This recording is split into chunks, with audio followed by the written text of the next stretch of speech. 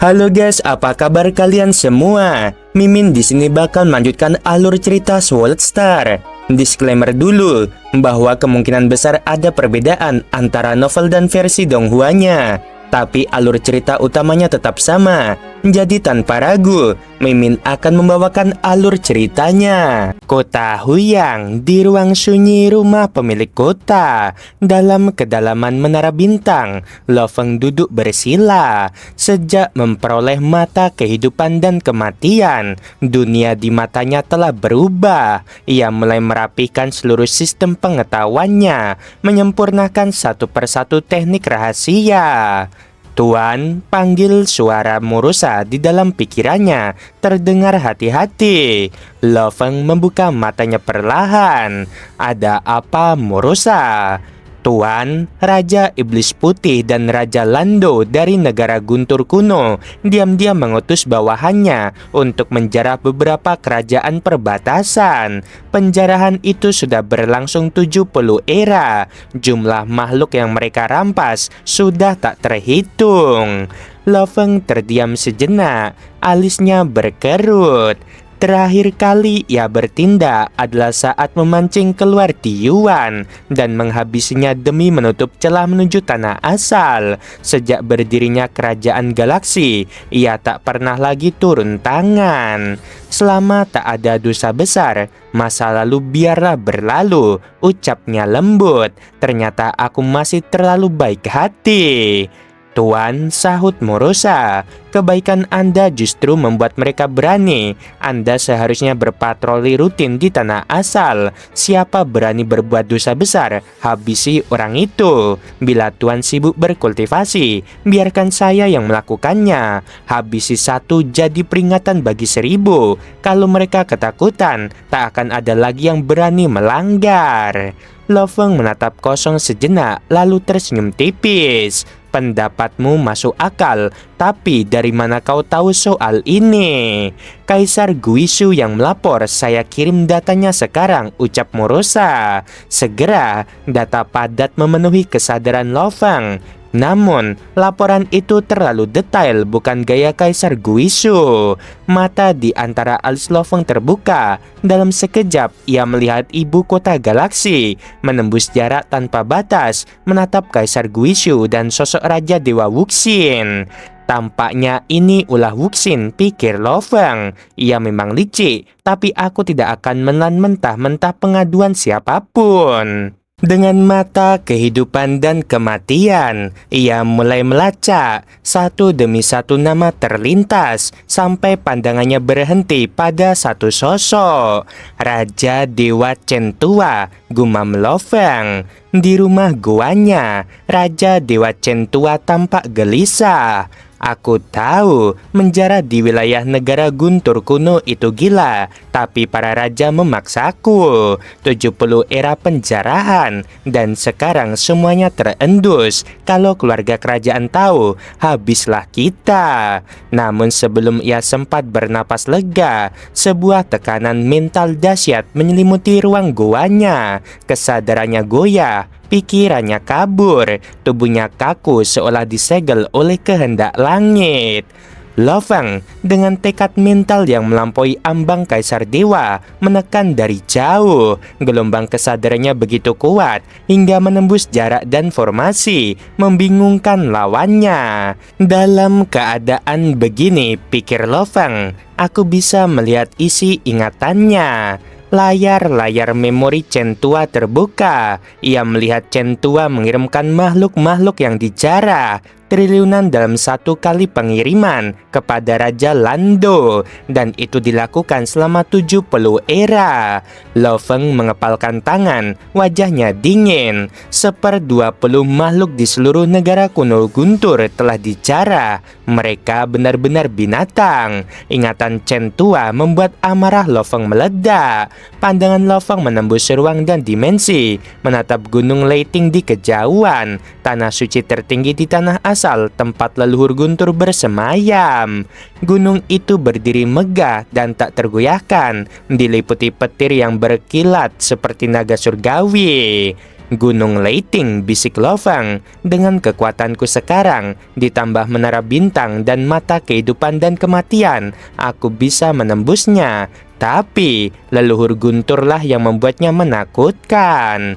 Mata kehidupan dan kematian menerobos lapisan formasi dan dimensi rahasia. Menatap sosok asli leluhur guntur, tubuh fisiknya menggetarkan langit dan bumi. Tubuh sekuat itu, bahkan leluhur Yanfeng pun kalah dalam hal ketahanan, pikir Lo Fang. Kalau bukan karena batasan tanah asal, leluhur guntur bisa menghancurkan harta rahasia di Yuan hanya dengan satu jentikan jari. Namun di sini, tak satu pun dari mereka bisa benar-benar melukai yang lain. Mereka semua terikat oleh hukum tanah asal.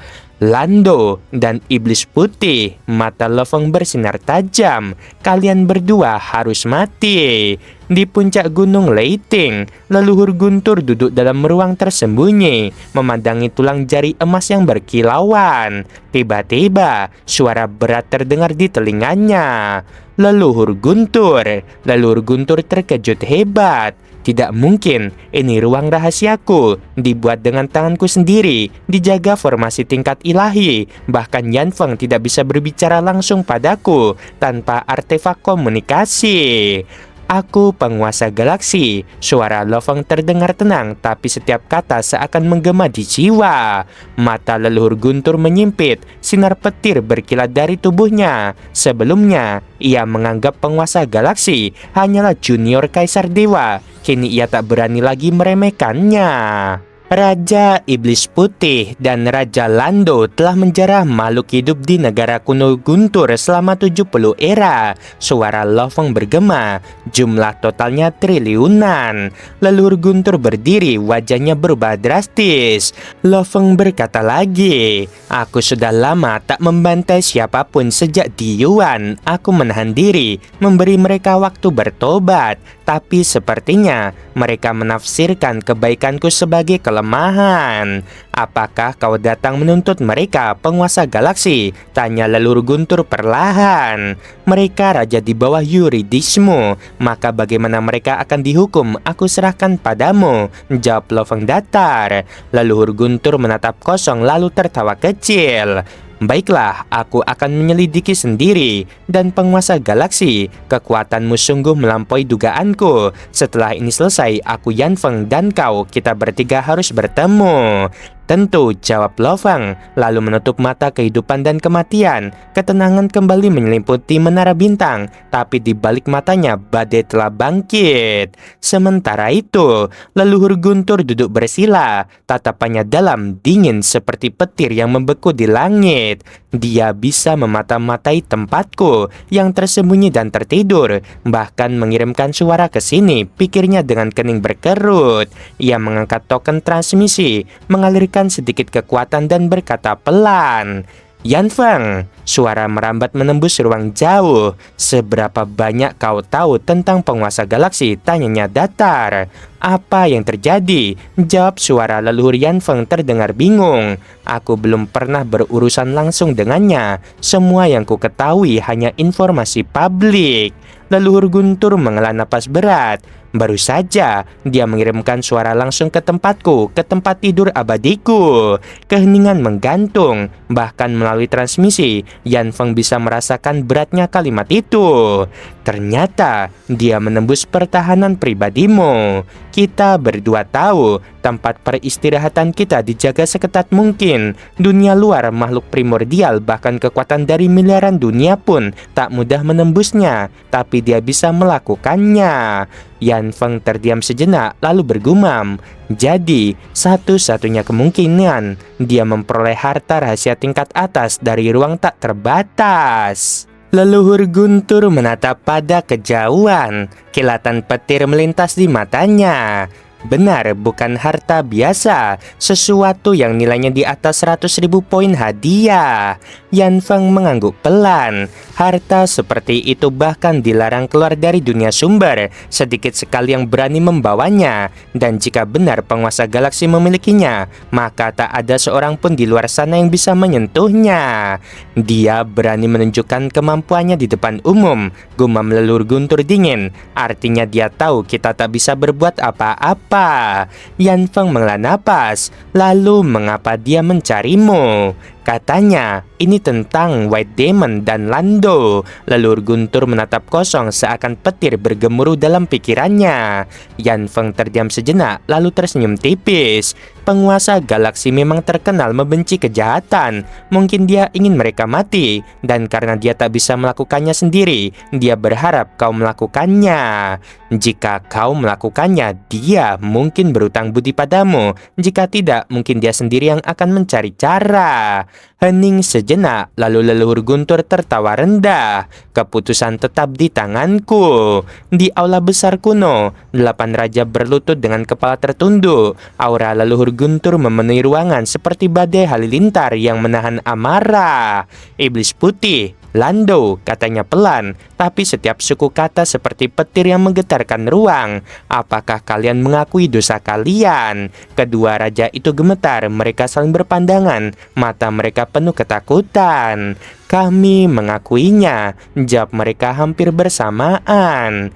Baiklah. Leluhur Guntur menatap mereka tanpa emosi. Mulai hari ini, kalian akan dikirim ke alam pilar surgawi. Dapatkan sisa kehidupan khusus atau harta rahasia bawaan. Jika gagal, maka binasalah bersama tanah asal. White Demon dan Lando terperangah. Sementara itu, di dalam ruangan tenang kota Huyang, Le Feng duduk bersila di antara alisnya. Mata kehidupan dan kematian terbuka, menatap menembus ruang dan waktu.